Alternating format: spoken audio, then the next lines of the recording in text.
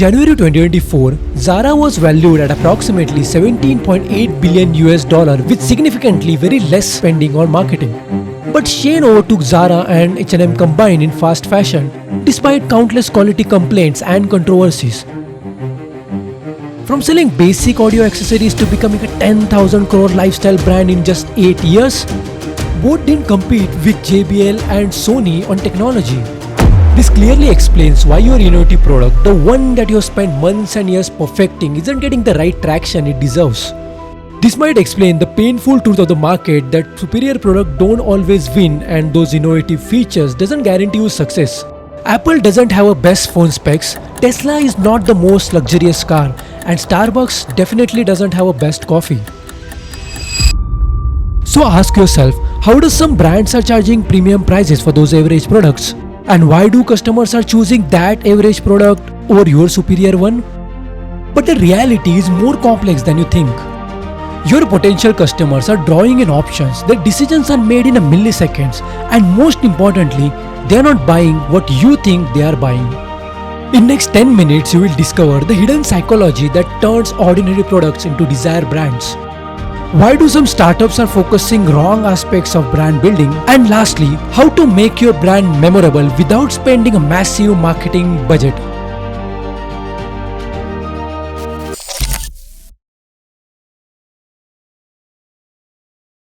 But first, let me show you what really happens in your consumer's mind before they choose to buy or walk away. Let's start with a simple experiment. Imagine you just walked into a room and you see this. What's the first word that pops into your mind? A chair, without hesitation, right? Or maybe some of you will say a tufted club chair, or maybe some fancy words. It's because from childhood we have been taught to associate the shape with the word chair. Our minds have created patterns linking those visuals with words and concepts. But hold on, I want you to try something different. I want you to forget everything you know about the chair and look at it as you are just seeing it for the very first time. Look at it. Forget the word, forget the function. Look at those curves. How do they make you feel? What about the color? Does it remind you anything? Any recent memory? Reach out and touch it. Is it soft? Firm? Picture yourself at the end of a very long tiring day. You enter in your home and then you had a warm shower and now you are looking forward to relax. And now you see this object and you are drawn to it. You sit down, maybe with a steaming cup of your favorite beverage. How do you feel now? Comfortable? Relaxed? At peace? Imagine now this has been your routine that after a very long tiring day you come to home, you get a warm shower and then you sit on this object with some of your favorite beverage, a coffee or maybe something else that you like, and now this is your routine. Now how many types of such experiences do exist? Does your friend will get the same experiences that you are getting now, or it is just forming because of your routine? Now forget about the product, I'm talking about just experiences. Can you claim these experiences? Just take some random words, create some stories, and you just talk about these experiences, forget about the products. Can you claim this particular experience and can you claim this space? Now you will find out that it is not about the product anymore, right? It's about the experience that you are just getting it, and it's an emotional connect that you yourself have formed. And that's where we come beyond commodities. In today's world, almost everything can become a commodity. There is a chair shop at every right corner. And then t-shirts are available for very few bucks at every street. Then how do some great brands stand out? And why do customers pay 100 times more for the exact same thing that is available everywhere in a market? The secret lies into transcending the physical product. It's about creating an aura, a methodology around your brand that goes far beyond its functional use. These brands consistently tell us narratives that significantly impact in our behavior in a way that it may surpass our awareness and perceptions on how we see these things. Humans are emotional animals, and brands those understand this can create varieties of combinations of these experiences. When you think of Apple, do you think of RAMs and processors? Probably not, right? You're thinking of sleek designs, creativity, or maybe being a part of a forward-thinking community, right? Apple's distinctive design philosophy has turned into a $2 trillion company with a cult-like followings. Consumers have a hard time differentiating the similar products in a market. But the harsh truth is that in a commoditized market, uniqueness is the only defense against irrelevance. Every pixel you perfect, that small tiny details on a packaging that you made, that all adds up to a brand that doesn't just compete on a pricing but also commands loyalty. But wait, is it true for a country like India? Indian consumer is a price conscious and only high income groups who has a disposable income can only go for these experiences rather than features. But in my experience, that may not be true. Fundamentally, humans are emotional creatures. Monetary restrictions may limit our choices, but price consciousness can be a result of having inaccessibility of resources. When people transition from lower class to upper class, they don't immediately go for investing and saving. Instead, they choose to elevate their current lifestyle by buying more premium products. The products that has worked for them for years, they don't buy those affordable products anymore. They go for a mall and they buy more expensive things. A group of people from all different backgrounds come together on a street. What could be a possibility that unites such a diverse crowd? I'm talking, of course, about Harley-Davidson. This isn't just a motorcycle company, it's a lifestyle and identity, a brotherhood. Harley owners don't just buy bikes, they join a family. They got tattoos of the logo, they wear Harley gears even when they are not riding. And some even plan their vacations about Harley events. Now why someone would tattoo a company logo on their body? But it's simple. That motorcycle isn't just a mode of transportation for them. It represents freedom, that American spirit. Harley has become a part of their identity. You remember this? Transcending the physical product. This is what happens when brands go beyond its functional use and tap into humans' emotions. Harley isn't just selling bikes, they're selling a community, sense of belongingness and freedom. And by the way, results speaks for themselves. Harley has one of the most loyal customers base in the world. Their customers don't just like products, they love the brand. They defend it passionately and recommend it enthusiastically.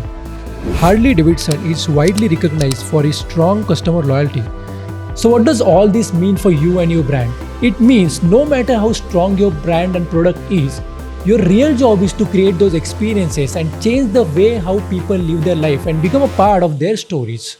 Think about it. When was the last time you genuinely felt excited about something that you bought? Chances are it wasn't because of the features or specifications.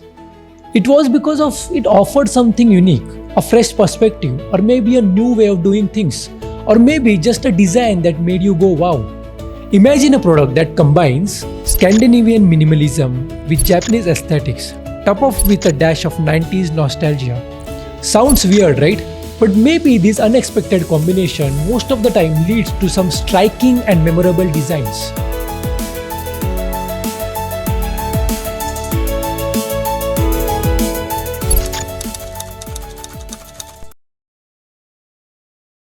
If you're building brand or heading marketing or driving growth, few insights I've been focusing extensively and consistently giving results for my client.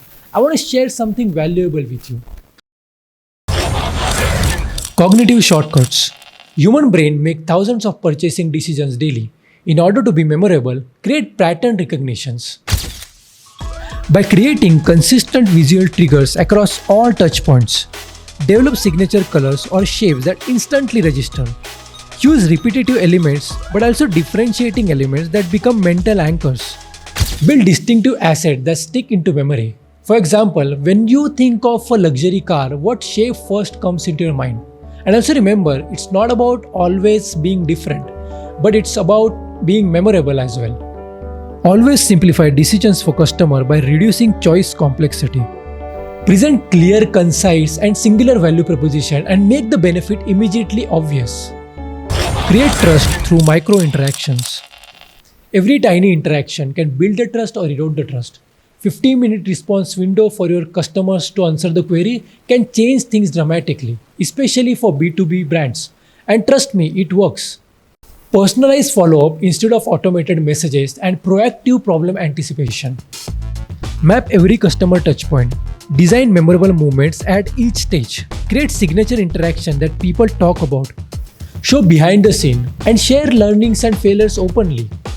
And most importantly, one of my favorite, which I keep talking, distinctive brand language. Your brand needs its own vocabulary. There are 1,000 ways of doing that, but to keep it simple and minimal, you need to create a voice architecture by defining your brand's personality traits. Create specific word choices and phrases. Develop a consistent tone across all communication. Build visual grammar. Build those unique visual patterns, ownable design elements. Develop unique customer experiences. And last point to keep in mind, identify decision-making patterns. In our daily life, we often buy things not because of we truly need them, but the ecosystem that humans have made, it forces us to buy those things. The reason why I said that is, let's be honest, we constantly chase features and specifications, but in reality, do we really need that? And how many of we actually use those features and specifications? The real magic is not in creating those long list of features, but creating those experiences around those products. What really life makes enjoyable are these moments, these feelings that comes along with these products. And I feel a lot of brands are missing in this today's market. As a founder or innovator, your real job is to democratize these experiences. And that's all for today. Please let me know if this video was helpful and thought-provoking. Please do share this video with the world, because if you share, it will help me bringing more quality content for you. And lastly, do let me know what content we should cover in upcoming video of Breaking Brands. For now, keep learning, stay curious, and remember, speed beats perfection. So launch quickly, fail quickly, and don't hesitate to collaborate with the great hungry minds. Because market won't wait for your perfect planning. Your competitors are moving at light speed at the time you're thinking. So collaborate and expand fastly. That's how we grow. And your brand is not just a logo or product or services. It's a breathing entity in your consumer minds.